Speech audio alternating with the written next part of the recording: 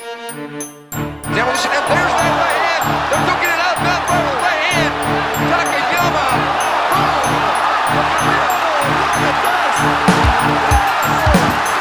Green trunks for the southpaw, the notorious Conor McGregor. Black trunks for the champion, Jose Aldo Jr. Conor relaxed, smiling. Oh! Nate Diaz, you just shook up the world. How's that feel? Hey, I'm not surprised.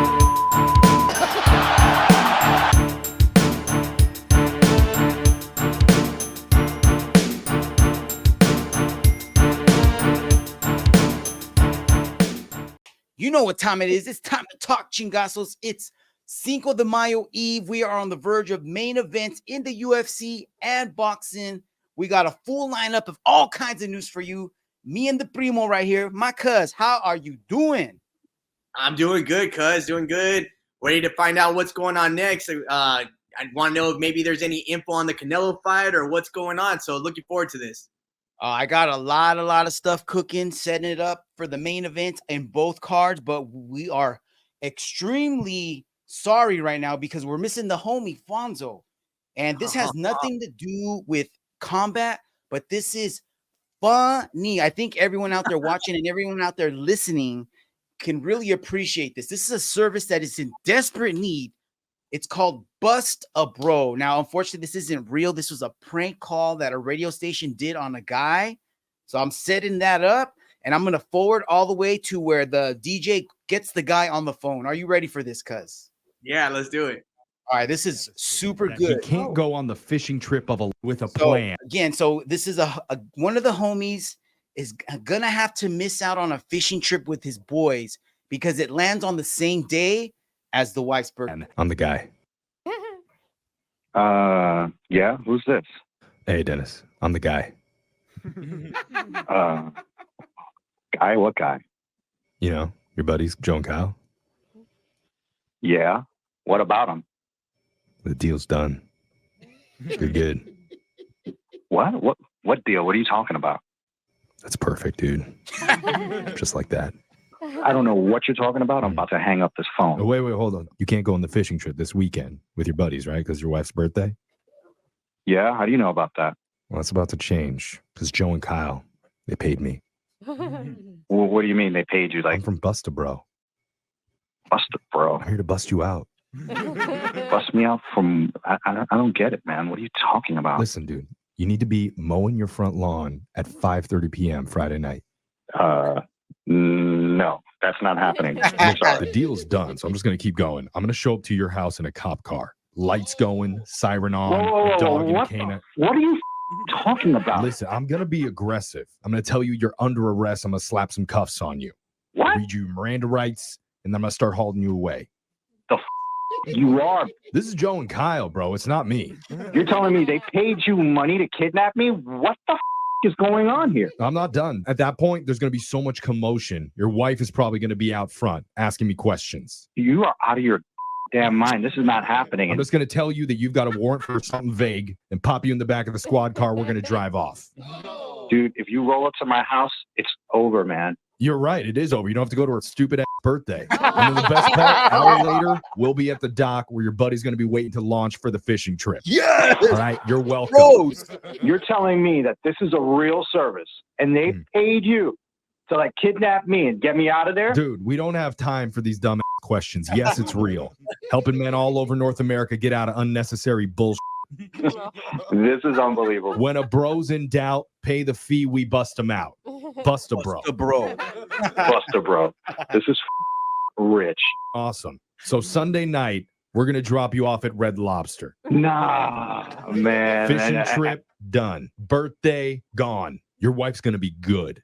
No, she's going to be freaking out all weekend. That's what she's going to be. Don't worry about your wife and her emotions. Worry about your bros. This type of trip never happens. This sounds way extreme. Like, that's the point. Can we like take it down a level, tone it down, and I could just like send her pictures that I was arrested? There's only one way. Bust a bro. It's only one way, bro. You go big or you go home. Dude, it is too good. I'll post a link so you guys can listen to the whole thing. But it sounds like something we desperately need, cuz. Yeah, we need to work on that. Yes, we do. Yes, we do. All right, let's get into some combat talk now. Here we go. So we've been talking about this for a while now. Our homie Merabs, you said he needed new content, and the man has delivered. Cuz check this out. This is Merabs' latest clip.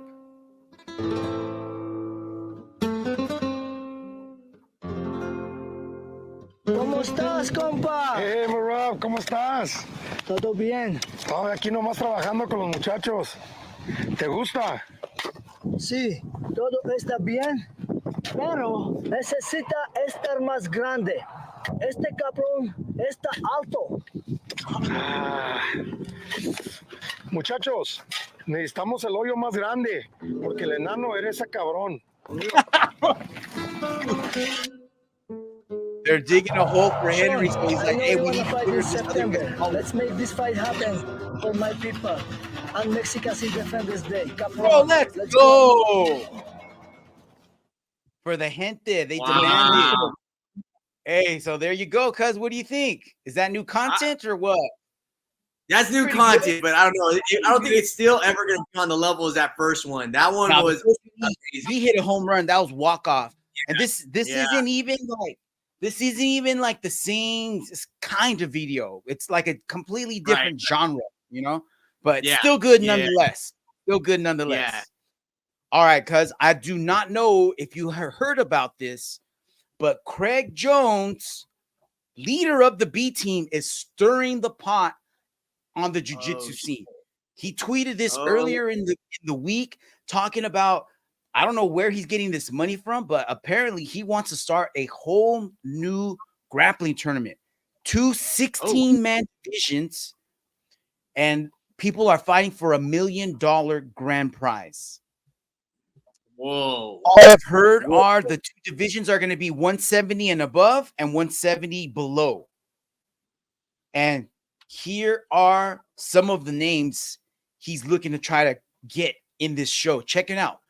Of course, himself, Craig Jones, Nicky Rod, Nicky Ryan, Gordon Ryan, Victor Hugo, Cade Ruderlo, Ty Ruderlo, Mika Galvao, Yogo Reyes, Dante Leon, Ethan Creliston, Pedro Moreno, Giancarlo Bodani, Nicholas Marigali, Mikey Musameshi, Wagner Rocha, Kynan Duarche, Tynan Dalpra, Cole Abate, William Tackett, Roberto Jimenez, Felipe Pena, Mason Fowler, Big Dan Manasau, Hulk Barboza, Matthias Denise, JT Torres, Haisam Rita, Tommy Laniker, Kenta Iwamoto, and Joseph Chen. Now, holy fuck. Like that shit is loaded, dog. That is loaded. My only thing is that's a lot of B team members. And credit to them, they're king of they're dope. They are top grapplers, but you know, you could probably swap. I wouldn't be so mad if they left Haisam off and put somebody else in his place. That might be, but this is looking so good. So good. He's even saying that they might just give everybody 10K just for showing up. What? So it's almost like he's specifically going after ADC this time around because he wants to have it this year. And as you already know, most of these names are already signed up for ADC. You know, got a lot of qualifiers there, a lot of winners, a lot of medalists from the last time around. So, hey, more jiu-jitsu is good jiu-jitsu. We just had PGF last week. You know, we're going to have a UFC Fight Pass Invitational coming up with Mason Fowler in like another week and a half. So this is good. This is definitely good for the jiu-jiteros. This is definitely good for the guys to get a little money and they get that competition experience, man. So that's good. Yeah, but I don't know if they're going to be able to do like both of them. They're going to either have to commit to one or the other. Yeah. That's going to cause some problems, I think, amongst like ADCC, won't you think? Like, because not all the top competitors will be at ADCC. I hope that this takes place after ADCC because ADCC is like right in the middle of summer. So they could easily set this up for right around the beginning of Q4, the end of Q3, like late October, early November, maybe something like that, where that way the guys can still compete at ADCC, medal possibly, make some money, get that exposure, and then bring all that live. That might even be better because then what would be the hype? What would make this one special? Because everyone wants to go to ADCC Championship because all these people are there. What would make this special? I don't know if it would make it any more special than what ADCC is. This would just be like a second helping of ADCC. And why would you not want that? You know what I mean? Like, yeah, why no, I mean, definitely to watch it, but I'm thinking like the people that are gonna go. Other than everybody's gonna get paid, you know what I mean? Yeah. That's probably gonna bring that alone right there is probably gonna bring more competitors. You know what I mean? Because there's a bunch of awesome jujiteros that they only mentioned one of the William Tackett's or one of the Tackett brothers, you know. But there's a bunch of other guys out there that aren't on this list where that might be like, dang, they didn't even mention my name. But 10K, that's gonna bring a lot of eyeballs. You know what I mean? Yeah. We'll have to sit back and wait and see what ends up happening here. But this, I am really interested in what this is gonna do to the scene. Right? So Stay tuned. We'll have more soon. See. Yeah. All right, cuz this is this is horrible news. I don't know if you heard about this, but Francis Ngannou earlier in the week put out a tweet, and he had an 8. Did you even know this? I didn't even know he had a little boy, 18 months old, and he passed away. Oh, what? I don't even, he hasn't said what happened, but I was reading this and I was just like, dude, this is like crushing. Like, check out this last part. This is what he said, dude. Too soon to leave, but yet he's gone. My little boy, my mate, my partner Kobe was full of life and joy. Now he's lying without life. I shouted his name over and over, but he's not responding. I was my best self to him, and now I have no clue of who I am. Life is so unfair to hit us where it hurts the most. How do you deal with such a thing? How can you live with it? Please help me if you have an idea, because I really don't know what to do and how to deal with this. Dude, he's the baddest man on the planet. And this just dead in his tracks, dude. So, man, I hope that him and his family can make it through. You know, they can recover and. I didn't know he had kids. I didn't even know his son was sick or what. I'm sure we'll hear more about this, but no matter what, man, it's just a really sad day. So for real. Sorry, Francis, our hearts are with you, brother. All right, cuz let's switch gears a little here and let's talk about our boy Alex Perez. So as you remember, he KO'd Jamal Hill. And in the ring, what did he get? He got his black belt. All right. So since then, a lot of people have been hating on him, including none other than UFC's own, what's this guy's name? Anthony Smith. So Anthony Smith, for some reason or another, is really irked about Alex Perez and his grappling skills, so much so that Alex went on a podcast and dropped this statement. So check this out. Anthony Smith, I let him take my back, put the hooks in, and give him 5 minutes to finish me. We can bet. Like he said, I'd win a 50K bonus. He said it was a sure thing. So if he sees me saying this here, I want him to accept. He takes my back, sees that my arm was trapped. No, he has to finish. Incomplete, your 50K penalty. He pays the 50 bills. Then I allow him to take my back, put the hooks, right? Both of us sitting there, right? Game on. So here we go. All right. I'll have 5 minutes to get up and stand, you know? If I get up in 1 minute or 4 minutes, no matter. I stood up, he lost, he pays 50K, got it? If he finishes me, okay? The fight is confirmed. He is going to reach the destination. Anthony Smith, you and Alex Potin at the Performance Institute, valued at $50,000. Just need to finish with the locked position. Nothing more. It's on, Alex. Agreed. Ready. High five for him. There it is. So he shook. Well, he shook on it with the host. Doesn't mean he shook on it with Anthony Smith, but there it is. They want to meet up at the PI, 50K on the line. Anthony Smith is going to start on his back, cuz he's like, bro, start with the hooks. Go. All I got to do is escape. All you got to do is sub me. 5 minute time limit. Let's do this. So I haven't heard if Anthony Smith has responded yet, but maybe we'll hear something sometime this week. You know what I mean? I want to say he's on Michael Bisping's podcast, Believe You Me. So I'm gonna listen to this week's episodes and see if it comes up. It's gonna come up. Yeah, it's got to. But I mean, Alex Perez, I mean, what his ground game really invisible, bro. We haven't even seen it. Yeah, know? exactly. So that's why I'm like, I didn't even know he knew jiu-jitsu. Yeah, well, he got his black belt when he was going against Adesanya. Yeah, he has no idea how to stop a takedown if he's getting taken down by Izzy. Yeah. So all right, well, I don't know. Yeah, wait and see. I mean, in Anthony Smith, I mean, is he a black belt? Easy 50K. Yeah, he's a black belt, and he's been a black belt for a while. I know. I heard.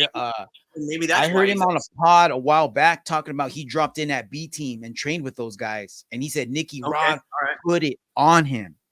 Oh, he said that after Nicky Rod put it on him, he felt like giving back his black belt. Oh shit! There's levels. There's levels. So maybe that's why he's upset, because this guy's just kind of getting it. Feels like he's getting it handed to him. Yeah, maybe. All right, so here's some MMA drama, man. The MMA community is so like toxic sometimes, dog. Super toxic. And this is the leader of the toxic army, MMA Guru. So I don't know if you remember, I brought this up. And I was like, I don't even know if we should be talking about this, but I brought it up and I said, hey, did you know that this guy put out a video saying that John Jones is gay? And then I'm like, dude, why would you even do what does that even matter? Who cares, right? Yeah. So then later on the next week, and then he ends up getting a bunch of clicks, a bunch of comments, the views go up, and then a week later, he drops another bomb, and now he's picking on Michael Chandler. And I don't know if you heard Michael Chandler on the head made news for saying that he did an interview, and he adopted 2 black kids, right? Yeah. I listened to the interview. And they asked him like, hey, what is it like raising black kids or something along those lines? And he's like, I'm not raising black kids. I'm raising men. And to his credit, like, dude, yeah, you're just raising kids and you're trying to teach them the best way that you can. And people got their chonies all in a bunch, dude. Stay here. Who cares? Yeah, I mean, I agree with you. But, I listened to that whole podcast, that whole interview and everything. And he says a lot more than just I'm raising men. That was like one little comment of the whole explanation, because they talk about it for a while and everything like that. And he, if you listen to the whole thing, you understand what he's getting at. Not what does it matter? But what does it matter what he's doing in his house? They're not being abused. They're not doing anything. Who gives a shit what he said? You know what I mean? Like, I'm not paying his taxes. He's not paying my bills. So why are people even like, you know what I mean? This is like the old lady asking you to take your trash cans back into your yard because it's past the garbage time. Yeah, I don't know. It's just people getting their panties in a bunch for no reason. And I guess that might have been the line, because a lot of the MMA community starting to turn on this dude. And for all right reasons, man. You know what I mean? You're supposed to be reporting on fights, dog. That's it. When did this become TMZ? So honestly, if it's not about fights, I don't even want to hear you, bro. Good, yeah. All right, I agree. Let's keep talking about fights, because that's what we do here. And this guy talking about hate, man. I can't even remember a time when a newly crowned champion has faced so much hate for just talking. But the words that are coming out of his mouth are like, bro, are you serious right now? You know what I mean? So to sum it up, right? It sounds like Illia says he will not fight Max unless the BMF belt is also on the line. Oh, wow. I guess if that's what you want, but here's my thing, dude. The BMF is not something that should be like, how should I say this? It's not something that could be on the line all the time, because everybody is not a BMF. BMF fights are this. It's like a Pride FC freak show, but on a regulated level, where the guys at least are in the same weight class. But they're 2 dudes that are, if they weren't fighting for the belt, if it weren't for this, they would be fighting for the belt. Yeah. Or 2 dudes that are, or two ladies for that matter, it could be, that are on that level where you're like Zhang Wei Li's waiting for a dance partner, dude, because she is the baddest lady in the female division. Like she needs an enemy. She needs an arch rival. You know what I'm saying? And that's what Max brings. That's what Max and Justin was. That's what Justin and Dustin was. You're like, oh shit, that is two bad mother effers right there. It's not something that is good. It should be on the line all the time. And you know what? Illia could be a BMF, but right now he's not. He's the champ, no doubt about it. Regardless of whether it was perfect timing or what, he's the champ right now, but he is in no way, shape, or form the BMF yet. Give him another year or two. Yeah. You keep defending it. Maybe you lose the belt. Maybe you have it still. At that point, you're knocking people out the way you've been doing. Give him a BMF fight.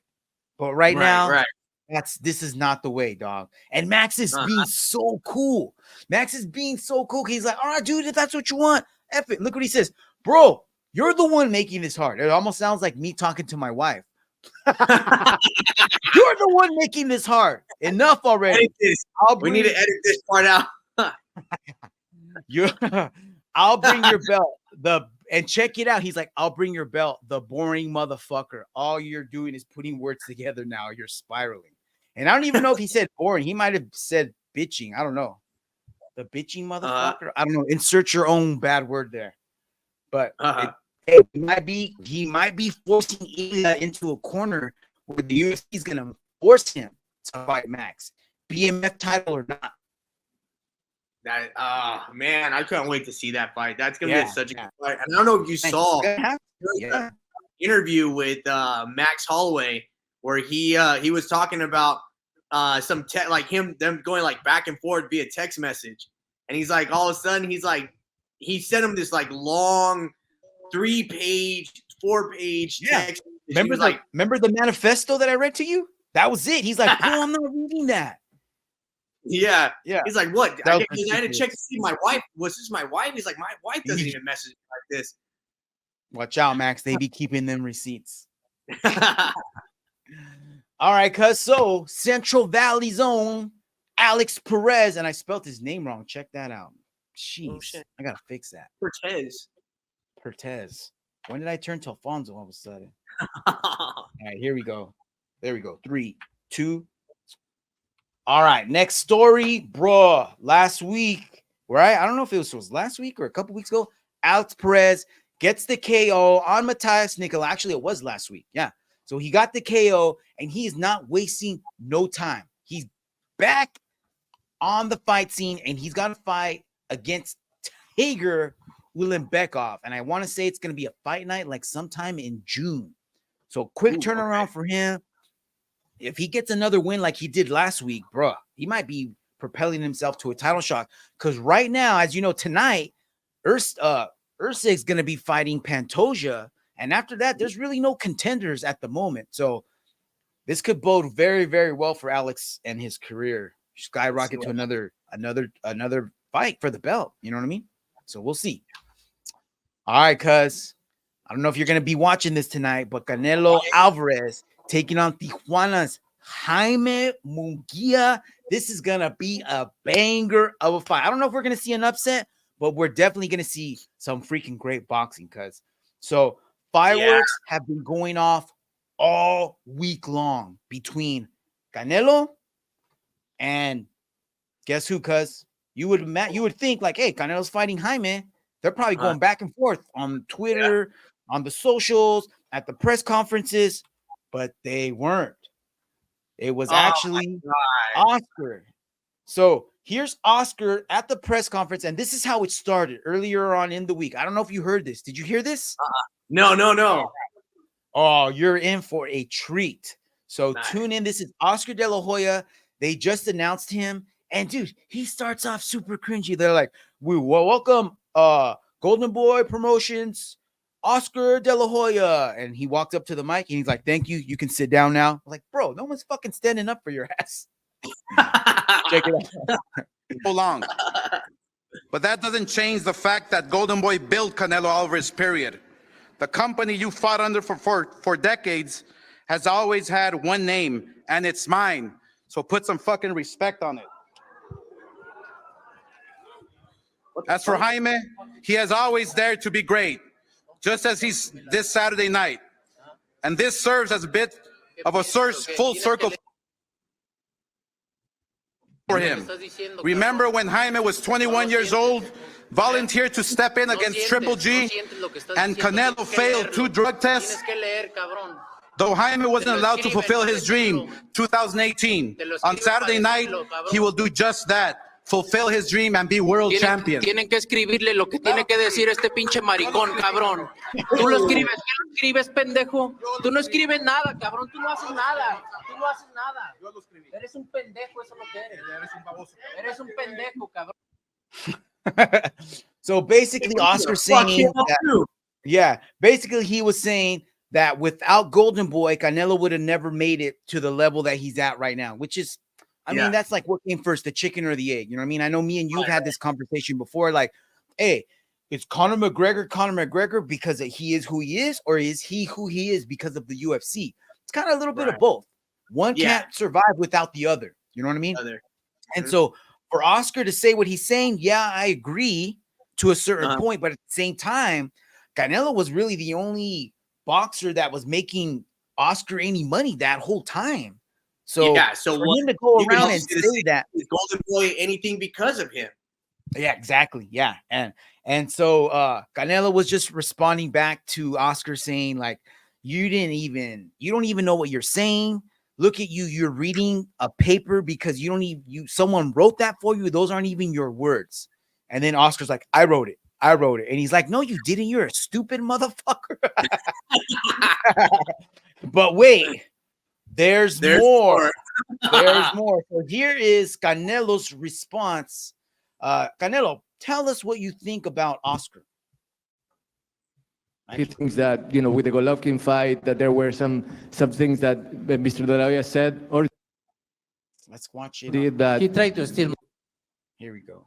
Where he thinks that, with the Golovkin fight, where he thinks that, with the Golovkin fight, that there were some things that Mr. De La Hoya said or did that. He tried to steal money, and he's a fucking asshole. That's what I say.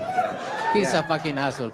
He tried to keep the attention for him, not for Munguia. He's a fucking asshole. He steals his fighters. That's what he do. Focus on your fight.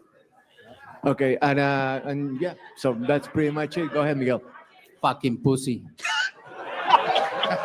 Motherfucker.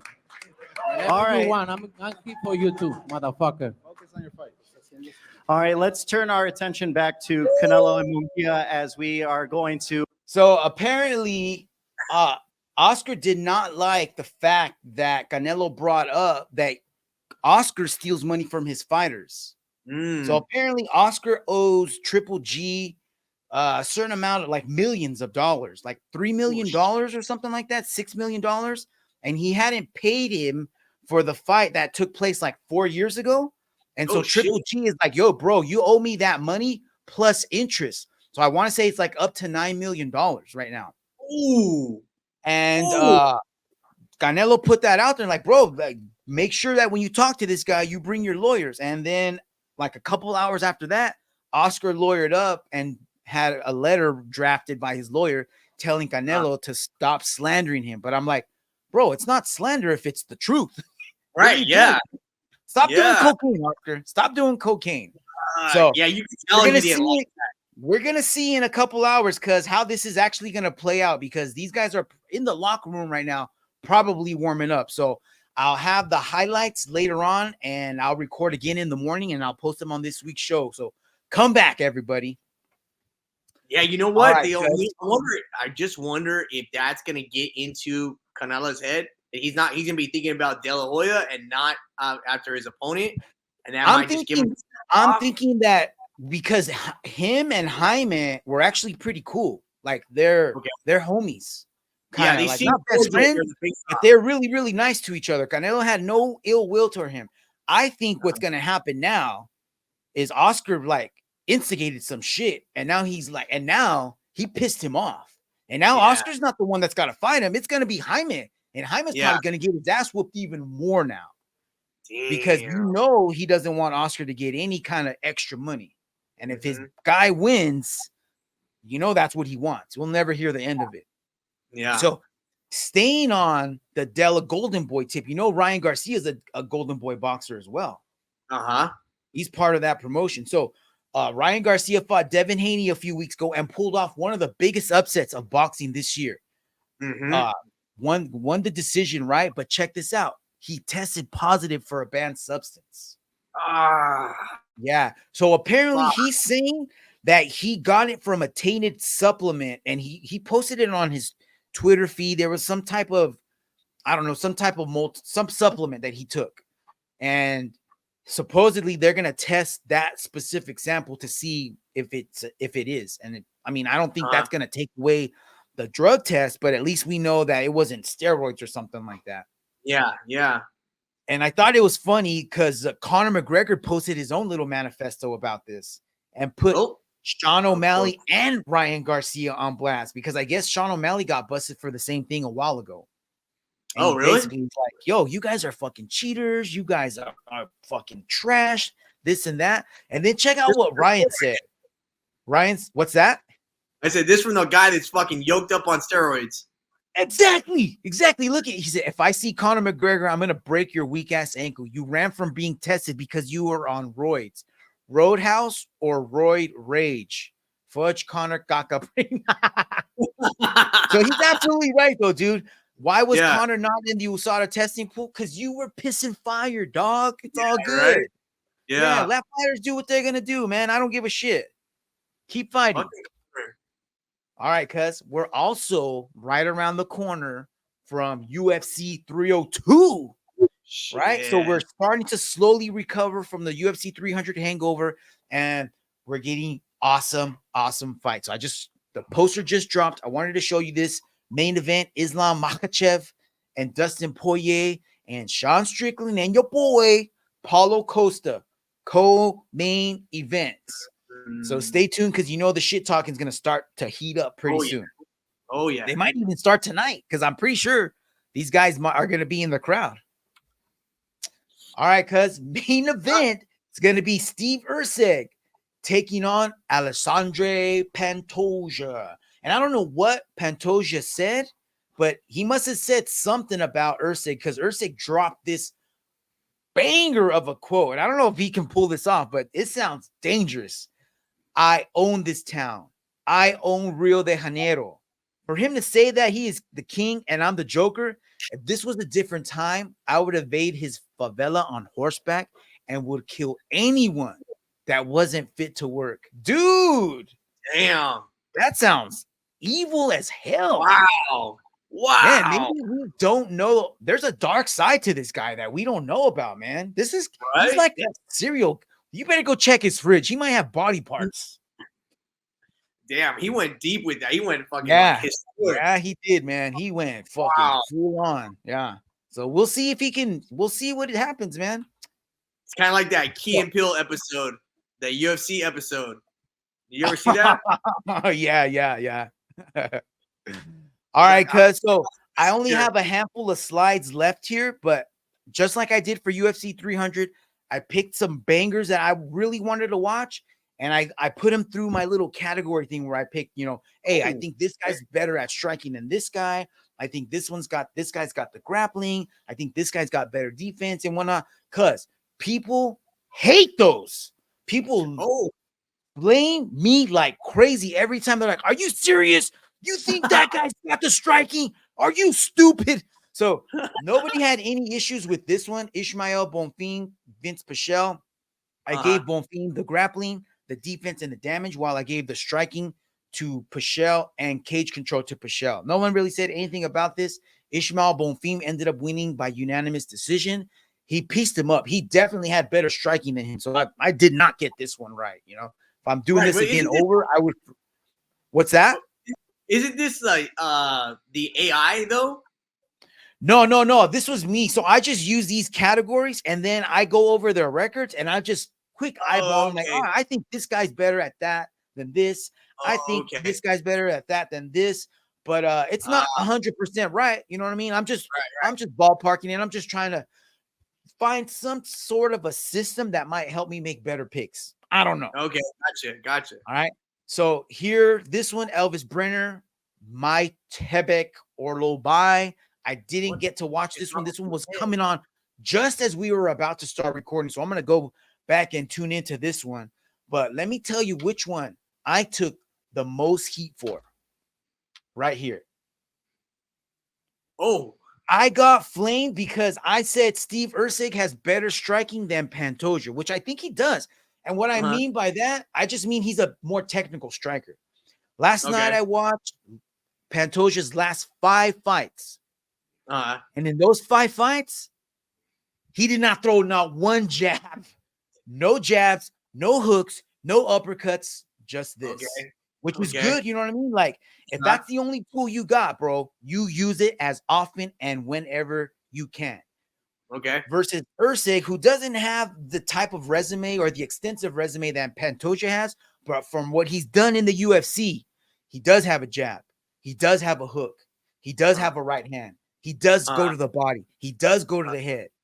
He does have footwork. He does move his head around a little bit. So I'm not saying that he's going to knock out Pantoja.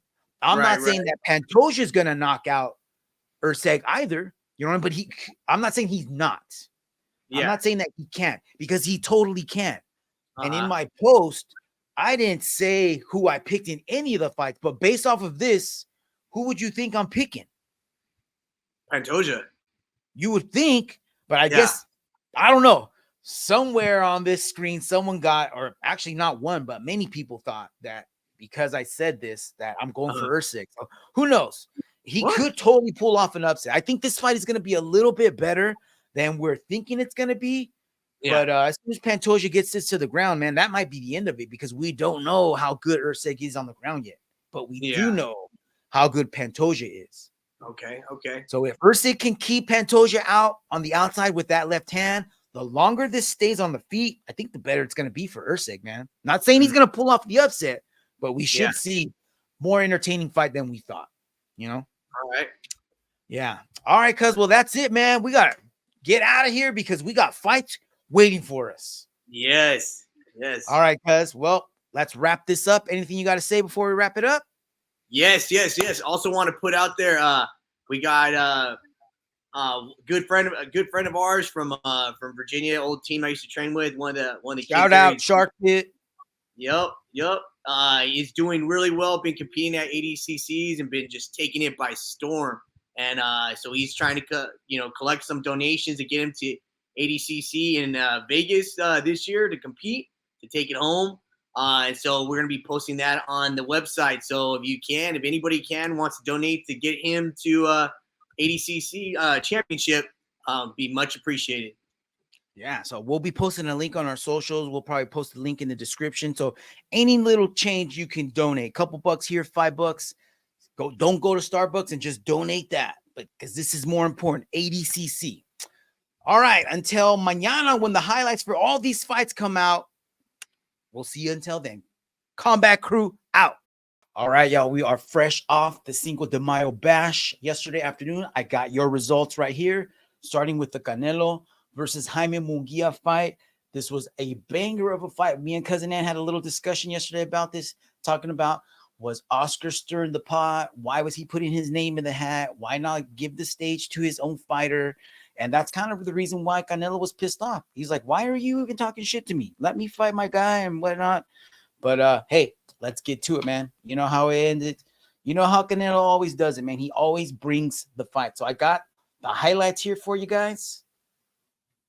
As usual, you know they're going to block these on YouTube. Jaime is in control of the early parts of the fight. I will give him rounds 1, 2, and 3. But sprinkled throughout those rounds, Canelo would every now and then drop a crazy bomb. So here we are in round 2. I'm going to forward to the only knockdown of the entire fight. But look, that's what I'm talking about. He would land shots just like that. We're going to forward all the way to the 4th round. And this is where Canelo drops Jaime with a 1-2 uppercut. Look at that. Good news. Oh, man. Credit to Jaime. He popped up, man. But after this, it was the beginning of the end. Canelo just kept tacking it on. and he ends up scoring a unanimous decision win. They went all 12 rounds. So pretty good fight. Very, very entertaining. If you haven't had a chance to watch it, go out and watch it. But there's only one thing left. One thing next for Canelo, and that's David Benavidez. So as soon as the fight was over, he did walk over to the side of the ring where Benavidez was sitting, and he did point to him. They did have a little conversation. So, hey, I don't know. Maybe we'll see it for Mexican Independence Day. All right.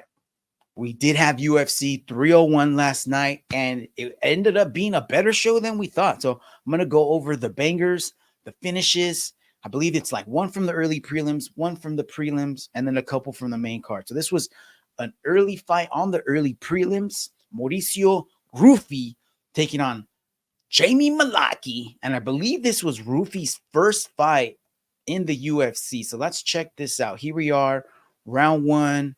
40 seconds left, and Rufy had been in control the entire fight. And look at this. He just starts piecing up Malarkey. Malarkey's doing anything he can to try to stay alive, and then he just gets dropped right there. Look at this. Hands. And I want to say a knee might be coming pretty soon here. I didn't get to watch this one live, but look at this, man. This is a beatdown.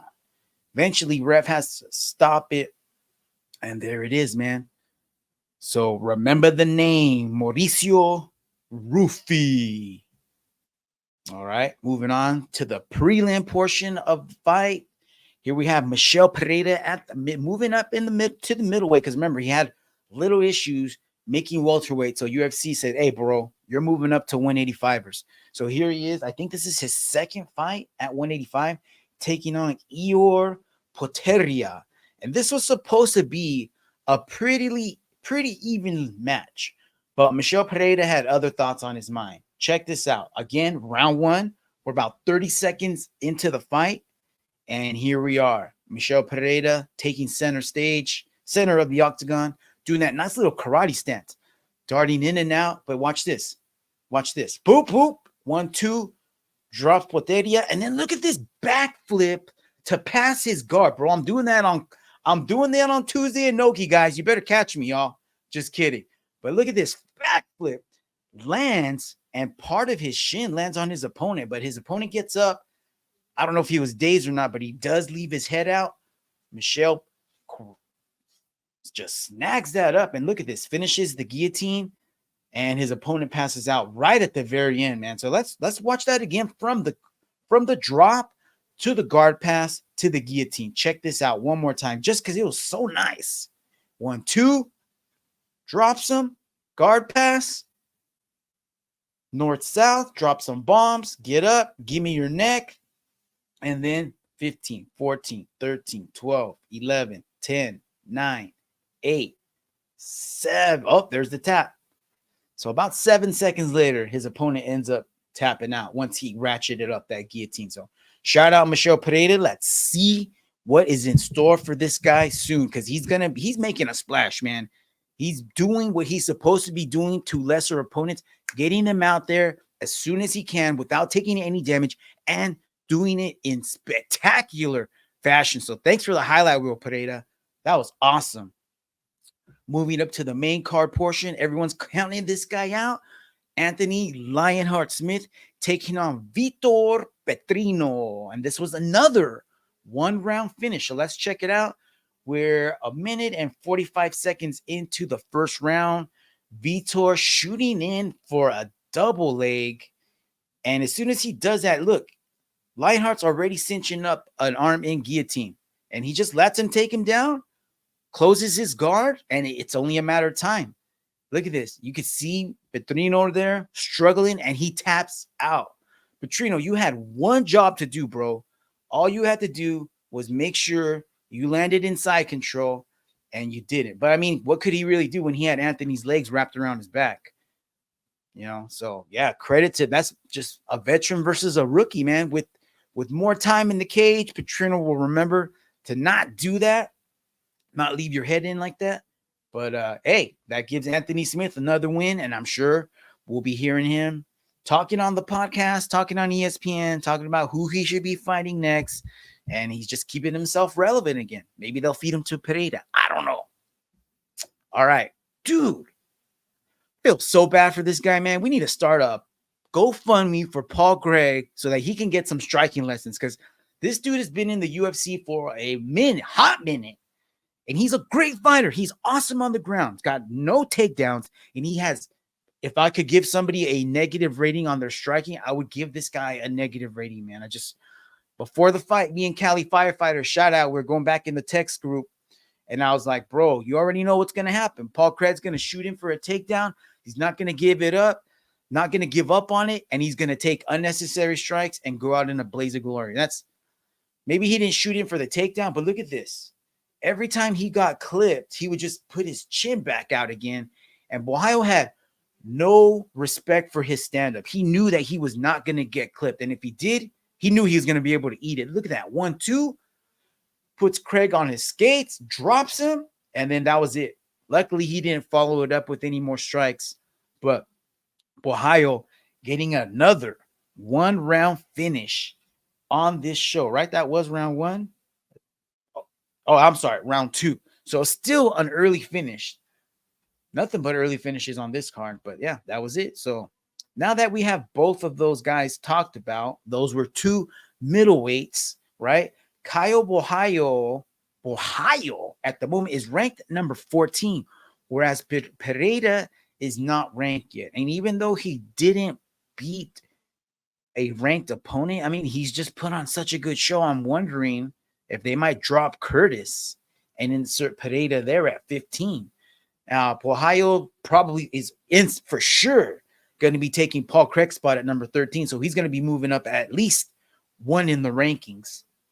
Paul Craig going to drop down, if not drop out.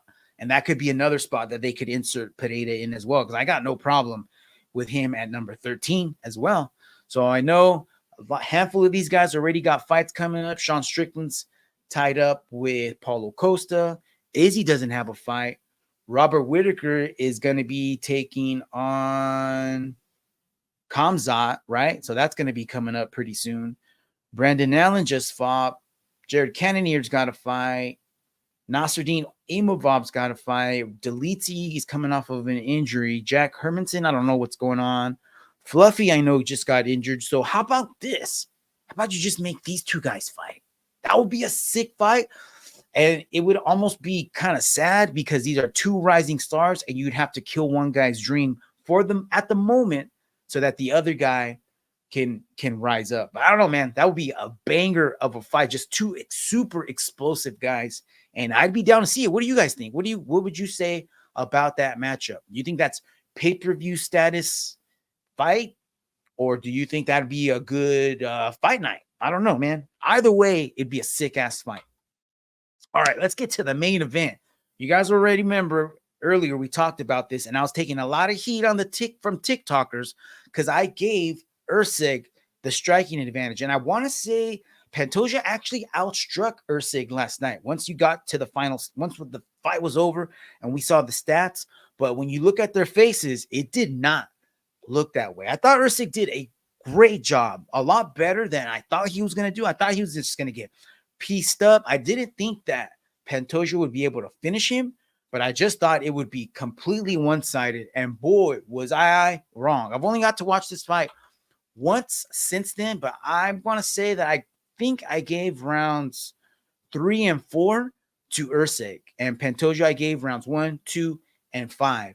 And I'm thinking it might have even been tied going into that 5th and final round, with Usyk slightly ahead just because he was getting just more touches on the feet.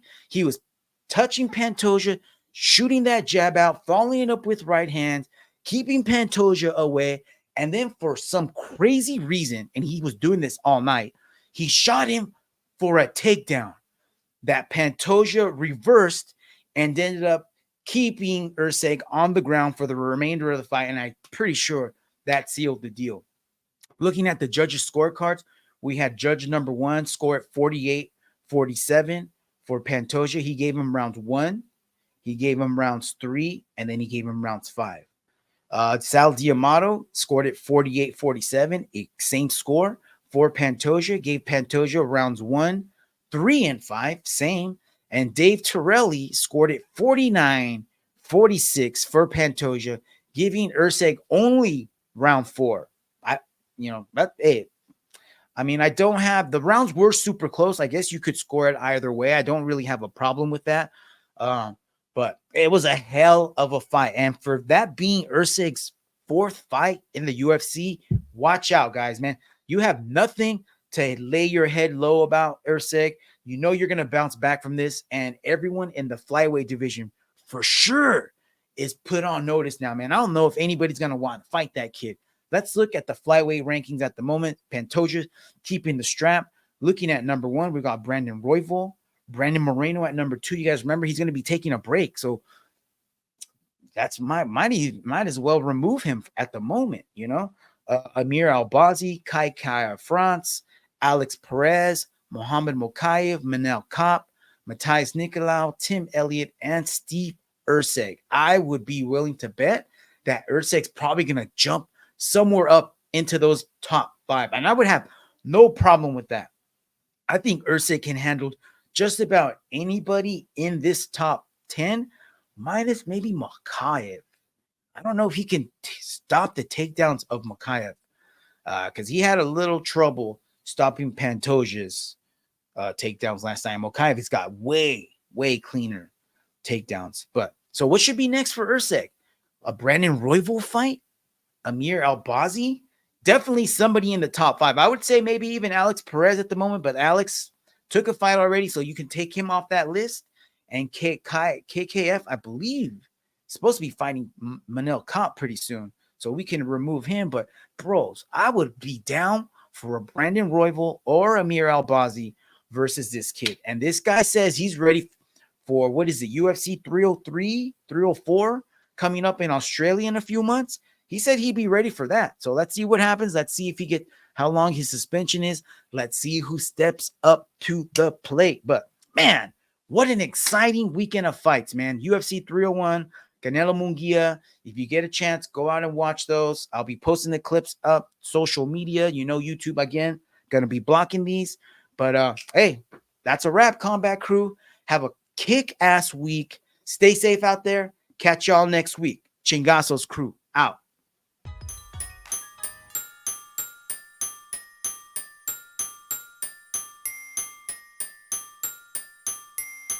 Demolition, and there's that right hand. They're looking it out. Mount Rival right hand. Takayama.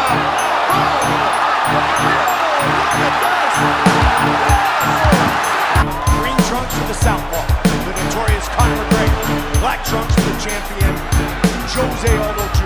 Conor relaxed, smiling. Oh! Nate Diaz, he just shook up the world. How's that feel? Hey, I'm not surprised.